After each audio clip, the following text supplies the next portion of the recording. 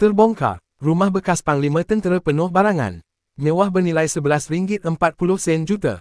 Sebelum kita melangkah jauh, yang belum lagi subscriber, apa kata anda subscriber dan tekan butang loceng untuk notifikasi video selanjutnya? Terbaru, Suruhanjaya Pencegahan Rasuah Malaysia (SPRM) membuat pendedahan mengejutkan mengenai bekas Panglima Tentera Darat (PTD) yang kantoi memiliki barangan bernilai jutaan ringgit. Memetik laporan berita harian, barangan mewah tersebut dijumpai ketika SPRM menyerbu dua kediaman termasuk satu yang dipercayai digunakan secara sulit di Kuala Lumpur. Turut diserbu ialah sebuah rumah lain di Besut, Terengganu yang turut menyimpan pelbagai barangan berharga dan aset mewah.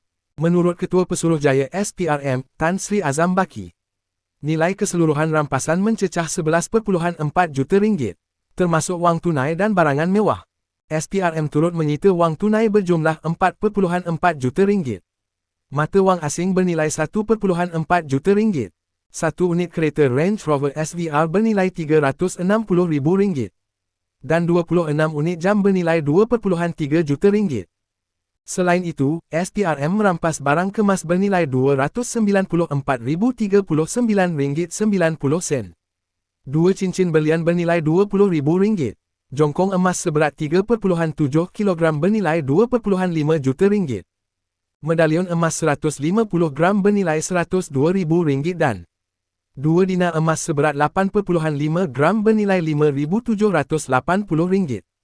Bukan itu sahaja, SPRM turut membekukan sebanyak 75 akaun syarikat milik individu terbabit yang bernilai RM32.5 juta.